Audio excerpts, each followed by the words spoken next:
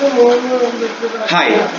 During the time of fermentation, the optimal conditions in the physical and chemical parameters to be maintained to assure proper growth of microorganisms as well as the product formation.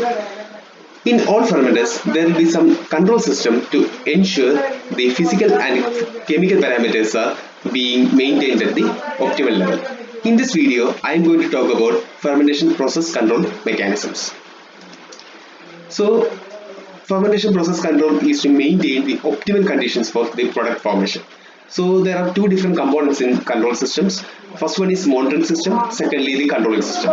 The monitoring system is monitoring the progress of fermentation, how much substrate is being utilized, how much microorganism is growing, and what stage of growth it is, and at what time we can actually stop the fermentation. Such things are getting from the monitoring system in a fermenter. And besides that, we have a controlling system. Controlling system can be used for the controlling the parameters like temperature, oxygen levels, foam level. Everything can be controlled during the time of fermentation to assure the optimal growth and the product formation. So these are the parameters that can be controlled during the time of fermentation, which include physical and chemical parameters. And physical parameters including the temperature can be controlled if the during the time of fermentation, the most of the time in case of large scale fermenters, the temperature goes up, so we can actually control the temperature to make sure that it is in the optimal level. Then another important parameter is the foam. As we know, the foam is not good for the fermenters, so we can actually use the anti-foams to the fermenter when the foam is being produced. So, and this foam is anti-foam is added only when the foam is there. So there are control system for the foam control, and pH can be controlled in the chemical parameters. Then oxygen level can be controlled so that the optimum growth is assured. The oxygen level is actually changing throughout the fermentation. In the lag phase, we don't need that much of oxygen. In the log phase, the oxygen requirement will be the maximum, and in the stationary phase, oxygen requirement again declines. So we can actually we have a system to sense the amount of oxygen in the fermenter and control the airflow rate to assure that microorganism is getting enough oxygen. So the sensors are the devices to use to detect the event or change in any quantity, and there are different types of sensors available. They are making electrical or optical signal. So you know about the sensors, and we use different types of sensors in a fermenter. The sensors can be used inside the fermenter or operating on samples or not in contact with the fermenter. And in bioprocess technology, we have three different types of sensors: inline sensors, sensors, and offline sensors. Inline sensors are giving real-time data, just like the temperature sensor. It is actually displaying the temperature right now in the fermenter. So we are getting real-time data from the inline sensors. In online sensors, it is working on samples. Actually, the online sensors are taking portion of the media at regular interval in an automatic basis and analyzing it and giving the data, maybe the extent of microbial growth or the dry weight of the microorganism, substrate utilized, amount of product produced. Everything can be measured using online sensors.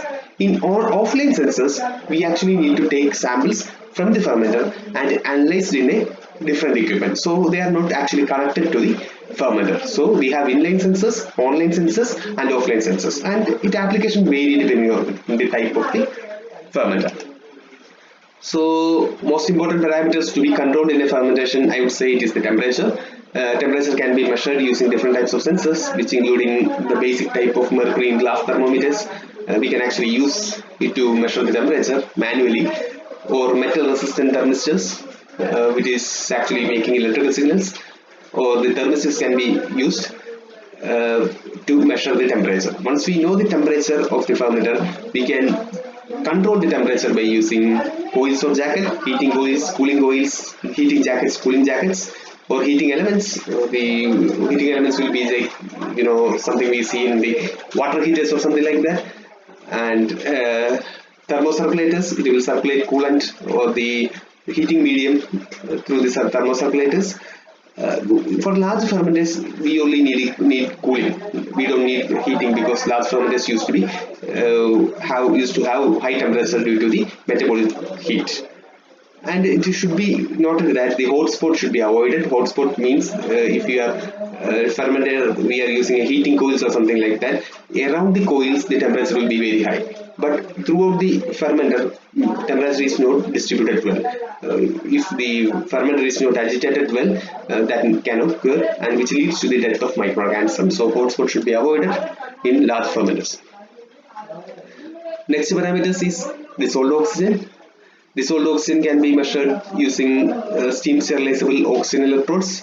Here I am showing two different types of oxygen electrodes, and both of them there is a membrane at the bottom of the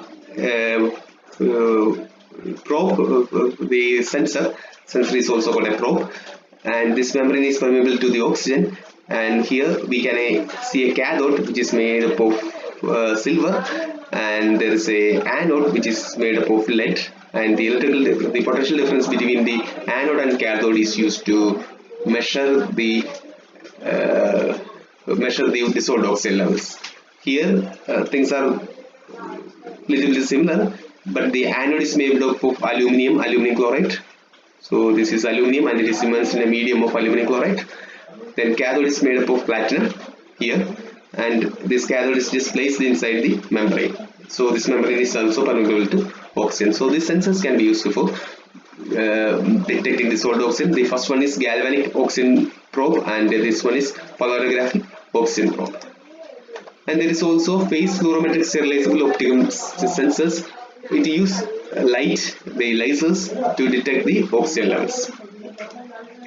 So the detectors, the sensors are actually measuring the partial pressure of oxygen, dissolved oxygen.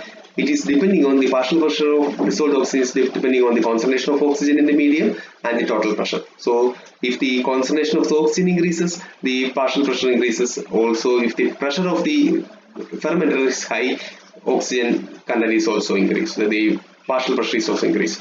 So other than the total pressure, the temperature also affect the solubility of the medium, and the each and every medium containing a limit of solubility of oxygen. So some of the medium has higher solubility, so it can hold larger amounts of dissolved oxygen, but some other medium may not have that much capacity to hold oxygen. So these so many factors are affecting the partial pressure of the oxygen. Oxygen levels can be controlled by using three different mechanisms. Airflow rate, the oxygen rate, if the oxygen level, dissolved oxygen level is reduced, we can actually increase the oxygen air input through the spargers. If the oxygen level is high, we can actually reduce, or we can change the impeller speed. Impellers are responsible for the dispersing the air bubbles uniformly, so impeller speed is increased, the oxygen, dissolved oxygen level will be increased. Or we can change the gas composition. If we are using 20% of oxygen for aeration, we can actually increase the percentage into 25, 30, 35 according to our need. So the oxygen content can be, dissolved oxygen levels can be controlled using airflow rate control, impeller speed control, or changing gas composition. Next parameter is pH.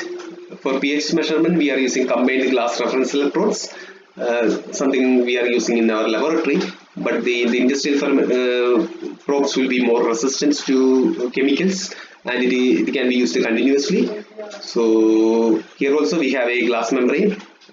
In our fermenters, in our glass electrodes also there is a thin membrane glass, the bottom of the probe, and which is very fragile.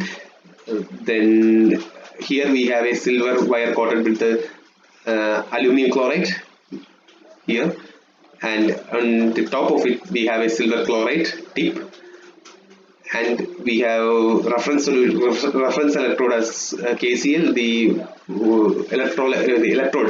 The pH electrode is actually filled with the potassium chloride, and through this porous membrane we can actually measure the potential of hydrogen ions. So based on the potential, we are measuring the pH of the medium. We can either use liquid filled electrodes or gel filled electrodes. Gel filled electrodes are more expensive, but they last longer. And most common use type of electrodes are silver chloride, potassium chloride electrodes.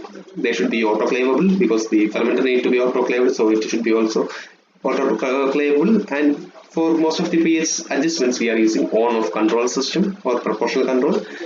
And in order to adjust pH, we can use ammonia, sodium hydroxide, or sulfuric acid. So if the pH is high, we can add the sulfuric acid into the medium. If the pH is low, we can add the sodium hydroxide. Ammonia is a nutrient, so it can be also used for controlling pH. Agitators. The agitators are actually mixers. If the mixing is insufficient, we can actually increase the agitations by increasing the power. So agitator performance is measured by power consumption. So how much power is consumed by the motor is measured. So which can be measured using wattmeter, torsion dynamometers, or strain gauge. Based on that, we can calculate the agitator function, or we can measure the RPM, the number of rotations per minute of the agitator, which can be measured by tachometer.